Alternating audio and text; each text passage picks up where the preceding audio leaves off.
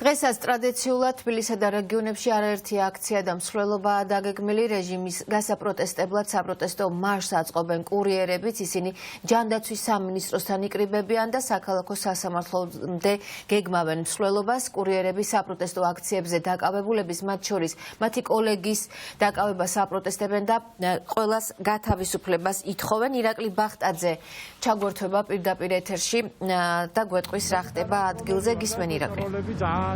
Gade ar gindash.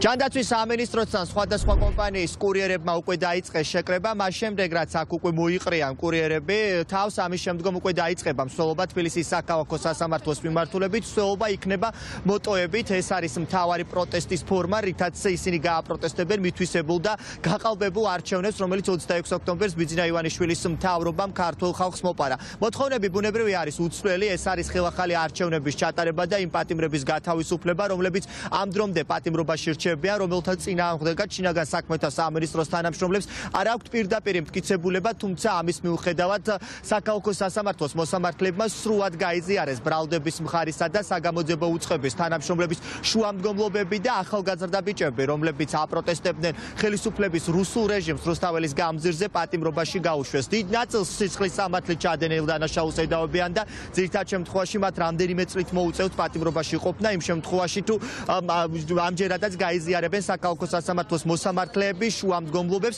როგორც ბრალდების მხარის, ასევე საგამოძიებო უწყების თანამშრომლებს. ჩვენ მოვისმენთ ახლა კურიერების პოზიციებს, თუ რატომ შეიკრიბნენ ისინი ჯანდაცვის სამინისტროსთან, როგორია მათი გეგმა დღეს და უნდა აღენიშნოს ის, რომ დღეს არის მე-19 დღე უწყვეტი პროტესტის და ზუსტად 7 საათზე უკვე კურიერები შეუერთდებიან დედაქალაქში დაგეგმილ ფართომასშტაბიან საპროტესტო აქციას, რომელიც ტრადიციულად პარლამენტის მიმდებარე ტერიტორიაზე გაიმართება. ერთ-ერთ აქციის მონაწილეს გავესაუბრებით და გეტყვით იმასაც, რომ სულ ცოტა ხანში დავიწყებთ ჩვენ მსვლელობას საქალაქო სასამართლოს მიმართულებით. მითხარით, რატომ შევიკრიბეთ დღეს, რა არის თქვენი მთავარი გზავნილი დღეს, როგორც ეგრეთ წოდებული ხელისუფლებისთვის და ასევე იმ მოქალაქეებისთვის, რომლებიც ამ დღეების განმავლობაში რუსთაველის გამზირზე იბრძვიან ევროპული მომავლისთვის.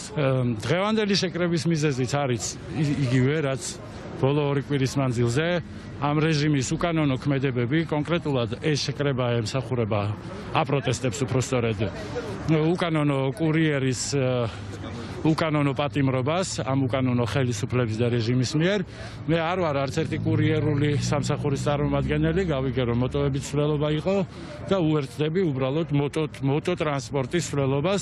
შემდეგ კიდე რომელიმე მსვლელობა შეუერთდები, ბევრი მსვლელობები და მარშებია დღეს. კი ბატონო, დიდი მადლობა. აქციის ერთ-ერთ მონაწილეს უსმენდით, დღეს ნამდვილად დედაქალაქის მასშტაბით რამდენიმე მსვლელობა არის დაგეგმილი, თუმცა მთავარი ლოკაცია იქნება დედაქალაქის მთავარი გამზირი ზუსტად 7 საათზე საკანონმდებლო ორგანოსთან. თქვენ ხედავთ აქციის მონაწილეებს, რომლებსაც აქვს ჯანდაცვის სამინისტროსთან ბანერები მოტანილი, თავისუფლება ირაკლის. ირაკლი არის კურიერი, რომელიც შინაგან საქმეთა სამინისტროს თანამშრომლებმა რამდენიმე დღის წინ დააკავეს სოლიდარობა რეჟიმის ტყვეებს და დაისაჯონ ის მოქალაქეები, ის ადამიანები, რომლებიც განსაკუთრებული სისასტიკით გამოირჩეოდნენ ამ დღეების განმავლობაში მოქალაქეების წინააღმდეგ. მე შევეცდები გავესაუბრო აქ მყოფ ადამიანებს, რომლებიც გვეტყვიან ბუნებრივია უფრო მეც დღევანდელი აქციის შესახებ. პირველ რიგში მითხარით, რატომ ხართ დღეს ქუჩაში გამოსული, რა არის თავარი სათქმელი, თქვენ თუ გნებავთ თქვენ მითხარით და სოლიდარობა რეჟიმის პატიმრებს. ეს არის თავარი სათქმელი სავარაუდოდ დღევანდელი აქციის, რადგან ეს ადამიანები უკანონოდ არიან დაკავებულები. მათ წინააღმდეგ არ არსებობს არანაირი მტკიცებულება.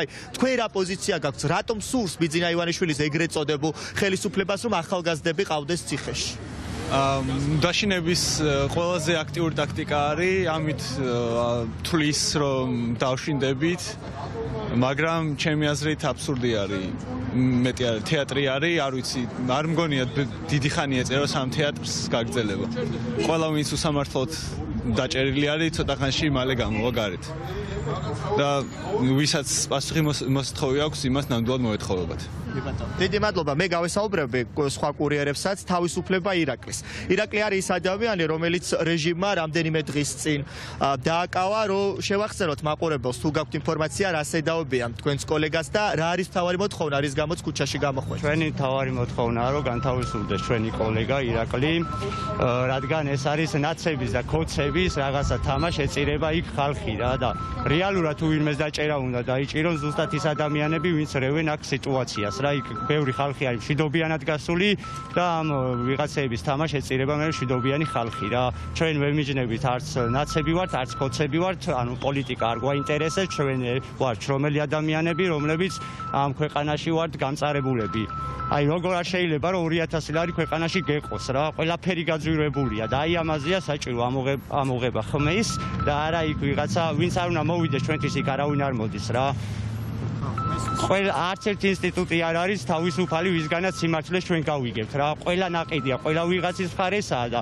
ვიჩაგრებით ისევ შრომელები და დროა უკვე რომ შრომელებმა ამოვიღოთ ხმა დიდი მადლობა ჩვენ მოკლედ ამ პერიოდის განმავლობაში კურიერების საპროტესტო მარში არაერთხელ გვინახავს მათი სოლიდარობა საქართველოს მოქალაქეების მისამართითაც არაერთი მსვლელობა და ძალიან ბევრი კურიერი გამოსული ქუჩაში რომლებიც აპროტესტებენ ხელისუფლების რუსულ რეჟიმს როგორც თქვენ მოისმინეთ დღევანდელ აქციასაც არ ყავს ერთი კონკრეტული ორგანიზატორი თვითნებურად მოდიან აქ კურიერები რომლებიც აპროტესტებენ მითვისებულ და გაყალბებულ არჩევნებს და ბუნებრივია მთავარი მოთხოვნა არის სწორედ გათავისუფლდნენ ის ადამიანები რომლებიც ამ დრომდე პატიმრობაში რჩებიან და ერთ-ერთი ვინც რეჟიმს ყავს დაკავებული ეს არის ერთ-ერთი კურიერი, რომელიც ამ დრომდე რჩება პატიმრობაში. კიდევ ერთ აქციის მონაწილეს გავესაუბრებით. ჩვენ ვხედავთ ამ დღეების განმავლობაში სამართალდამცველების მხრიდან განსაკუთრებულ აგრესიას მოქალაქეების მიმართ და ჩვენ როგორც მოვისმინეთ, ერთ-ერთი კურიერიც არის დაკავებული, მათ შორის არიან მოქალაქეები, რომლებთა მიმართაც არ არსებობს მტკიცებულება. თუმცა ამის მიუხედავად ისინი ყავთ პატიმრობაში. რა არის დღევანდელი დღის გეგმა? მე ვიცი, რომ ცოტა ხალხი უკვე აქ შეიკრიბებიან მოქალაქეები და ამის შემდგომ უკვე დაიწყება მსვლელობა.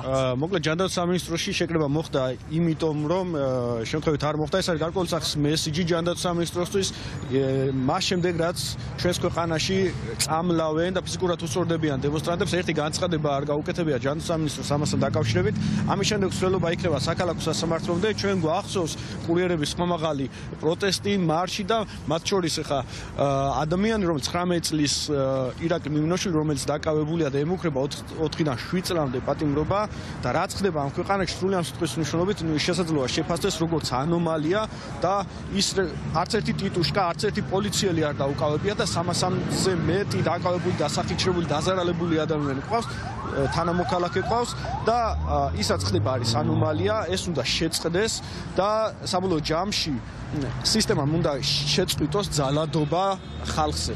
დასაქმებულების ხმა არსად არის მოდა და აი ეხლა ყველა ძალიან ბევრი რამ დასაქმებულებზეა დამოკიდებული და მე მიმაჩნია როგორც პროკავშირ ლაბორის თავმჯდომარის და სხვათა შორის ის ბიჭი რომელიც ახლა დაკავებულია სოლიდარული იყო ევოლუშენში გაფიცვების დროს და სწორედაც რომ ევოლუშენში ზონდერ ბრიგადები და ჯგუფები რომლებიც იდგნენ აი ეს ადამიანები იყვნენ ჩვენი ინფორმაციით რომლებიც არბევდნენ აქციის მონაწილეებს რამოდენიმე ადამიანი ჩვენმა გაფიცვის მონაწილეებმაც ევოლუშენში რომელიც ახლა გრძელდება ამოიცნო და ის რაც ხდება ამ ქვეყანაში ეს არის არ ვიცი თქვენ თქვით რომ ამდენ დაკავებული და ასე შემდეგ შეიძლება ხვალ თქვენ დაგაკავონ და დღეს მე დამაკავ ამ ინტერვიუს გამო თუმცა სჯობს და უმჯობესია დღეს პირში ჩაგუბებას და უსაფრთხოების ძიებას სჯობს ვისაუბროთ იმ პრობლემებზე რა პრობლემებიც ამ ქვეყანაში არის და ამ პრობლემებს ერთადერთი მშვიდობიანი გამოსავლის შესაძლებლობა არის დასაქმებულებში საერთო საყოველთაო გაფიცვის სახით.